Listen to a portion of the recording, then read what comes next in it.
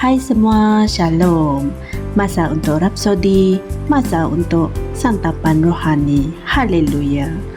Pada hari ini 21 Oktober, Pastor Chris ingin berkongsikan sebuah firman iaitu yang bertajuk Panggilan ke dalam persekutuan. Haleluya. Mari kita melihat ayat pembukaan kita di 1 Yohanes 1 ayat 3 yang berkata, apa yang telah kamu lihat dan yang telah kamu dengar itu kami beritakan kepada kamu juga, supaya kamu pun beroleh persekutuan dengan kami. Dan persekutuan kami adalah persekutuan dengan Bapa dan dengan anaknya, Yesus Kristus. Puji Tuhan. Saudara-saudari semua, tanpa persekutuan, tiada apa yang kamu lakukan di bumi akan dihormati di syurga. Amen. Sebab itulah tujuan Kristus yang tertinggi dan paling penting dalam rancangan keselamatan adalah panggilan ke dalam persekutuan yang membawa kita ke dalam persekutuan dengan Tuhan. Haleluya. Walaupun kamu sudah dilahirkan semula, ianya tidak cukup. Apa yang Tuhan benar-benar kehendaki adalah persekutuan dengan kamu. Itulah tujuan kelahiran baru. Puji Tuhan. Kamu telah mengasihi anakmu yang berumur 2 tahun sepenuhnya. Tetapi kamu tidak boleh mempunyai persekutuan yang sebenar dengannya.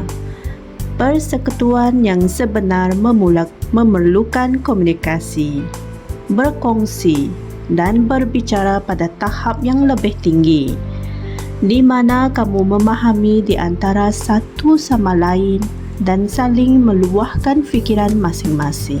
Amen. Inilah jenis persekutuan yang Tuhan mahu kita miliki. Haleluya.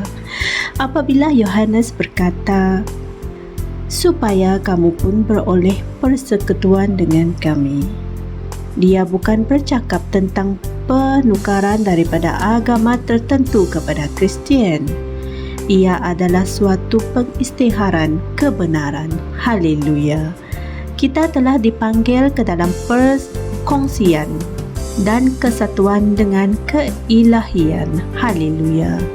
Ia adalah persekutuan bangsa Tuhan, kesatuan roh. Haleluya.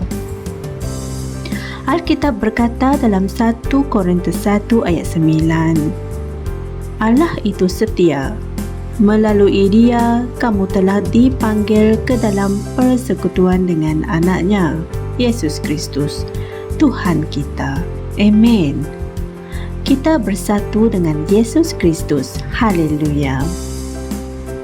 Roma 8 ayat 16 hingga 17 menjelaskannya dengan lebih lanjut. Ia berkata, Roh itu sendiri bersaksi bersama-sama dengan roh kita bahawa kita adalah anak-anak Allah. Dan jika kita adalah anak-anak, maka kita juga adalah ahli waris, iaitu ahli waris Allah dan sewaris dengan Kristus. Amen. Bahagian yang digariskan itu menunjukkan jenis kesatuan yang kita miliki dengan dia. Dia membawa kita ke tahap yang sama dengan dirinya sendiri. Sungguh luar biasa hal ini. Puji Tuhan. Namun kamu tidak boleh berfungsi pada tahap kesatuan dan persekutuan yang tinggi itu kecuali melalui Roh Kudus. Haleluya. Keinginanmu seharusnya adalah untuk memperbanyakkan persekutuan dengan Roh Kudus setiap hari. Puji Tuhan. Amen. Saudara-saudari semua, marilah kita sama-sama berdoa. Ya Bapa, terima kasih atas keistimewaan untuk berada dalam persekutuan, dalam kesatuan roh denganmu. Hasil daripada hubungan ini Setiap batasan dan halangan dikeluarkan dari jalanku. Tiada apa-apa yang aku alami selain daripada kemajuan dalam hidupku. Kemuliaan dan kebijaksanaan-Mu berfungsi dalam diriku dan melalui aku dalam kelimpahan, dan aku mengalami manifestasi kuasa-Mu yang belum pernah terjadi sebelum ini melalui persekutuan dengan Roh. Dalam nama Yesus. Amen.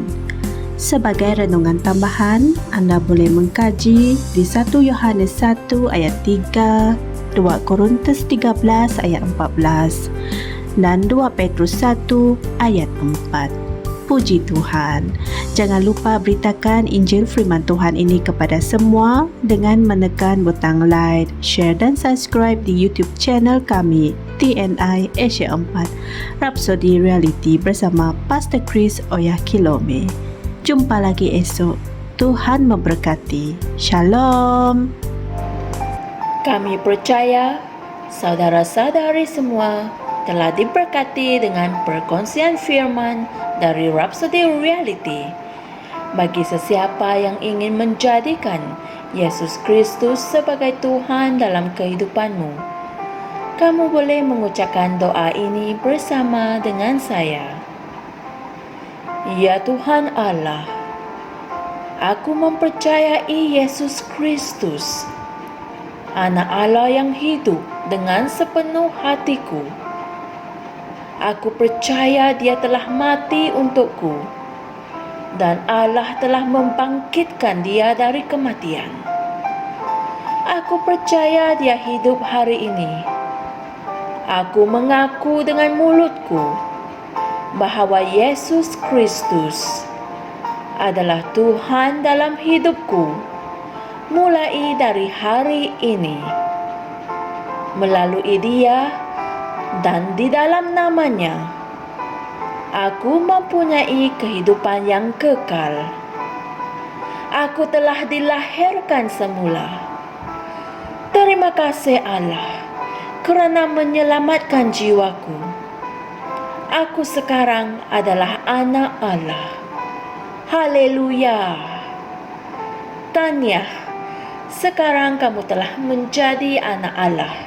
Untuk apa-apa sebarang pertanyaan atau untuk mendapatkan lebih banyak maklumat mengenai bagaimana untuk bertumbuh sebagai seorang Kristian, anda semua boleh hantar mesej di akaun Facebook kami atau email kami di tnimsia@gmail.com.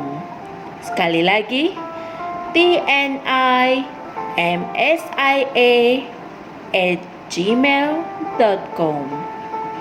Tuhan berkati anda semua.